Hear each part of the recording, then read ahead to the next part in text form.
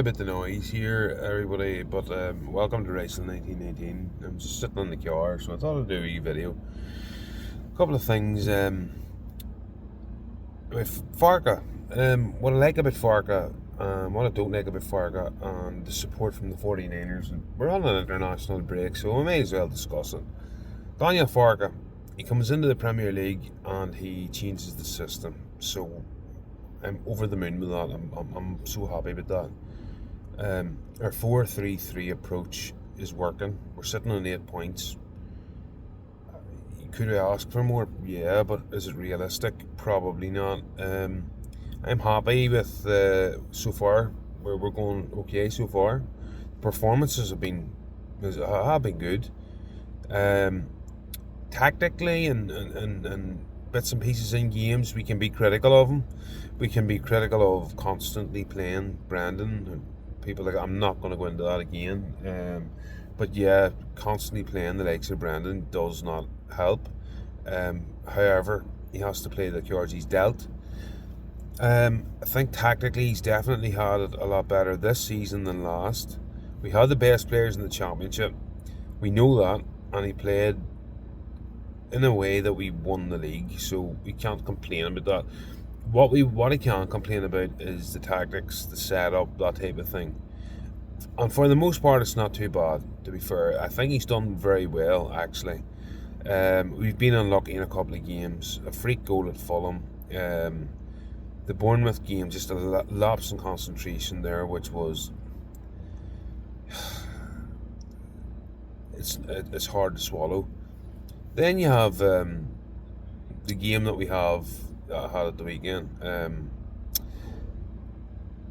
It's a difficult one because Spurs aren't the Spurs of a couple of years ago, but at the same time, I had to take a point. I personally think we had enough chances there to equalise, to maybe to get the draw in that game. That's the difference. So in the Premier League, it is cutthroat. But my main concern is the 49ers. It is Robbie Evans. It is Parag Marathi. They haven't give Farke the tools. Like people are saying, some people have said, possibly when we'll bring Nuno and sack Farke and the Farke out brigade. Yeah, but I don't get that logic because I think Farke's done all right there. Like, he's so far so good. He's changed. They wanted him to change. They wanted him to adapt, and he has done that. And he's changed the tactics. We brought in big men. We're good in corners. We're good in free kicks. But he, as all the complaining I do about him playing Brendan Aronson, the reality is, he's the only right winger we have fit at the minute.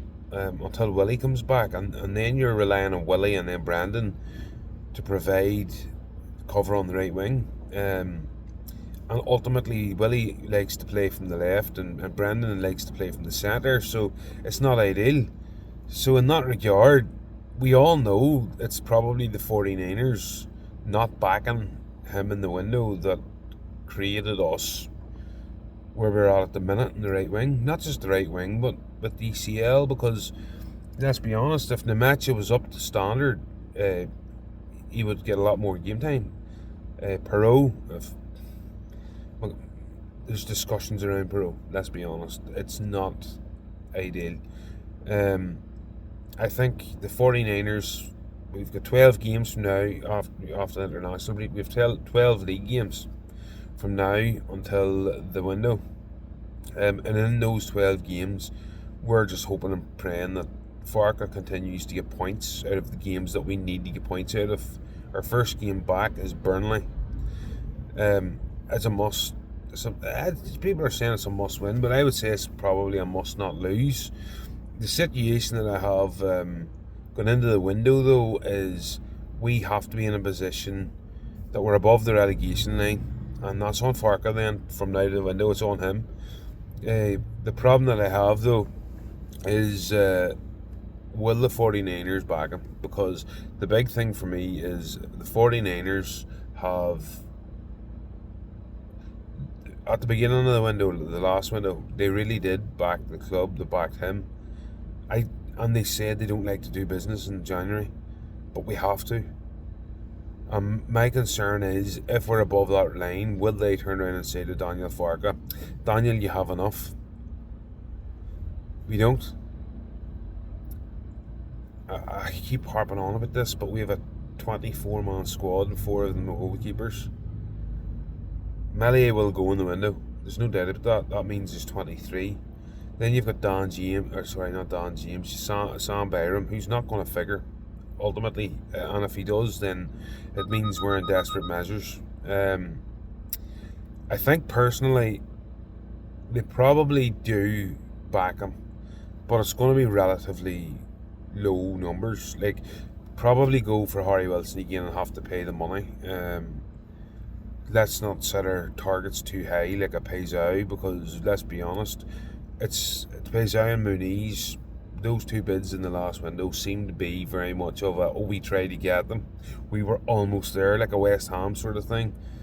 I didn't believe that until I seen the attempts there, like, which were a disgrace. But I think you get if you can get a Harry Wilson's tried and tested in the Premier League.